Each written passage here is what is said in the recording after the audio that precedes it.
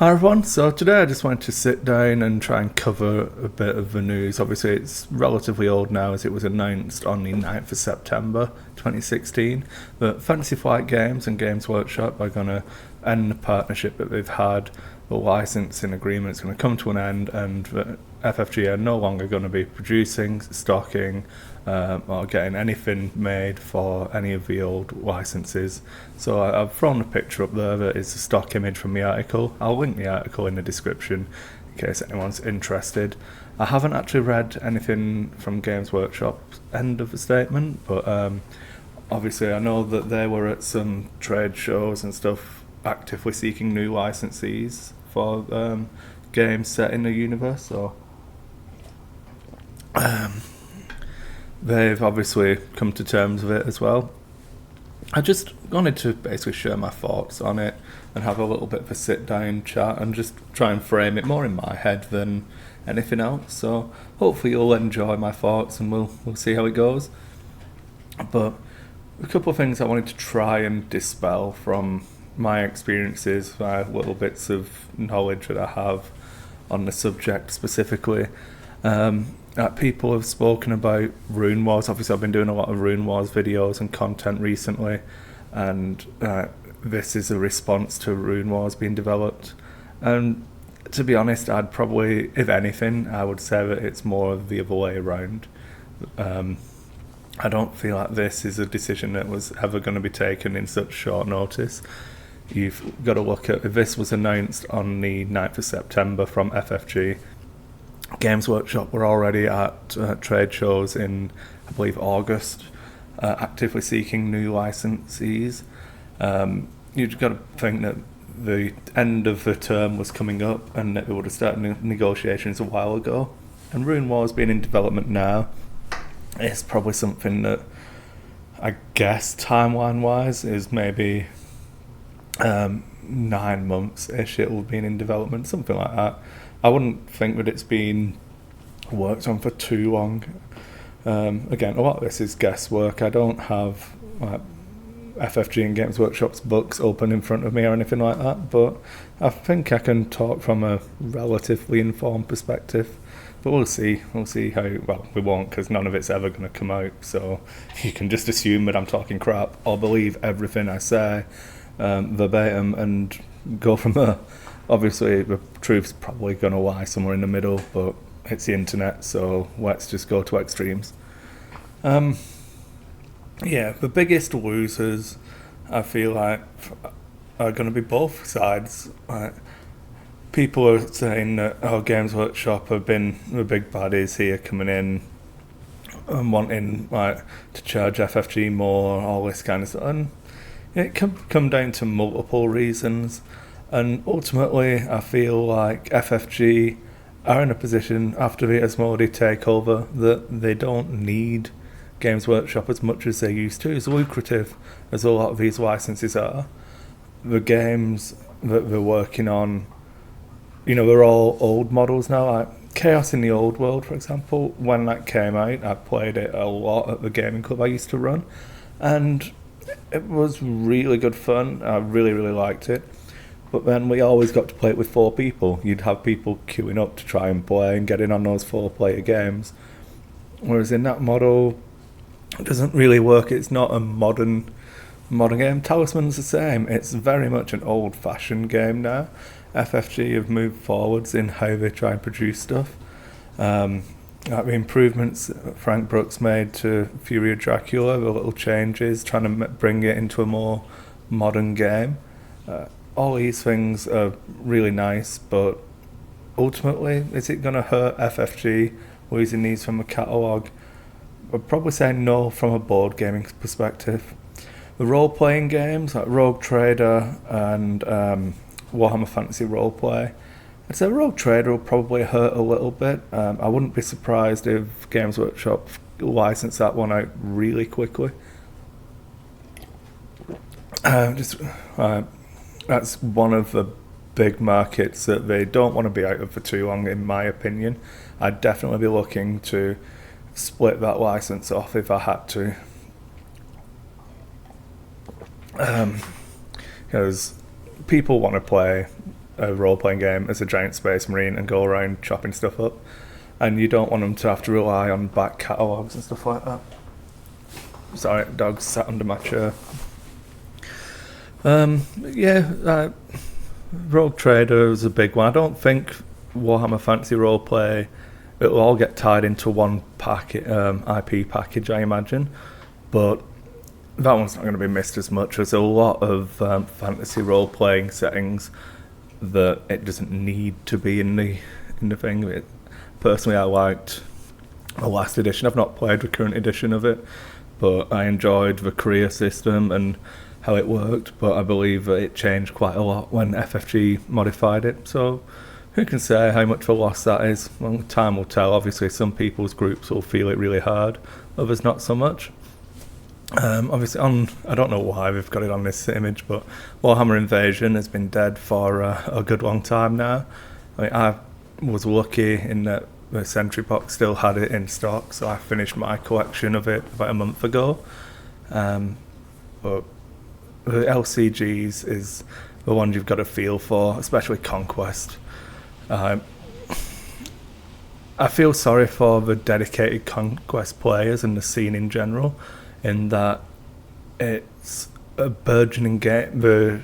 I play it myself and I'm terrible. I've not played enough to get to grips with the planet mechanic and how that works to be good at to consider myself good at the game. But it's really interesting, and it's a shame that it is having the legs pulled from under it. I think they're the biggest losers on FFG's side, but equally I think that Conquest and Talisman definitely are going to be the biggest losers on the Games Workshop side. That's the ones that are going to build the bad blood, because inevitably the Games Workshop are going to come out of this looking like the bad guys. It's inevitable. There's no way around it. That FFG have always had a lot of goodwill, and Games Workshop, for a multitude of reasons, haven't. And yeah, they're the one. It's their license, and they're the ones who look like they're not working with FFG anymore. And I'm sure there's more to it than that, but we'll see. So I wanted to try and do a rundown of basically games you should probably pick up now, and just my thoughts on some of them, and make sure we cover anything. The main ones that you might not realise are Games Workshop IPs that are going to disappear from the shelves. Hopefully not indefinitely, but at least from February are going to be a lot harder to get hold of. I would say the Talisman series is going to be a big loss, as it's a very traditional board game. Whenever I'm talking to people about board games and they ask for my advice on what games to pick up, Talisman is always one of those ones where I try and talk to them about it in that traditional sense, in that it functions like an old-fashioned board game. You can tell it's an old-fashioned game, but it's still fun. And there's obviously all of the expansions for it. So if you're interested in that type of game and that type of experience, Talisman's going to be a big loss to you. The other one that often sneaks under the radar, I said, was Fury of Dracula.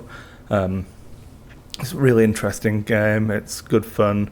There will still be similar types of game. I often compare it to Letters from Whitechapel in that style of gameplay, but it's a different setting, and I don't know, I think just it being off the shelves is always a shame. It was off the shelves for a long time until FFG actually redid it, and now it'll be gone again. So roll on 3rd edition, whether Games Workshop pick it up in the in-house board games. Pardon me. Oh no, we'll see.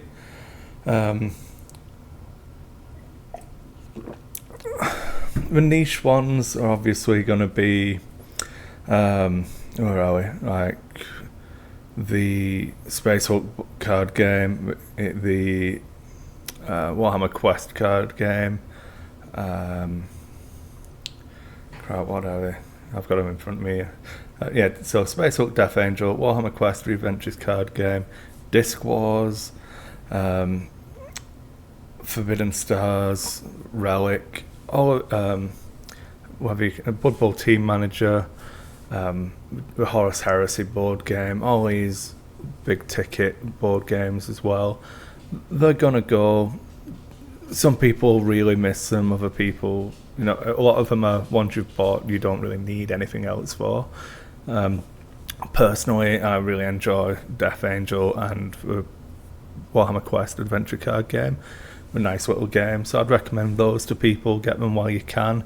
The big things are obviously the role-playing IP. I'd expect to get picked up pretty quickly from somebody, just because Dark Heresy, Deathwatch specifically, is a big one. It wouldn't surprise me if Black Library get that published awfully quickly in their own in-house stuff, because they need that on the market.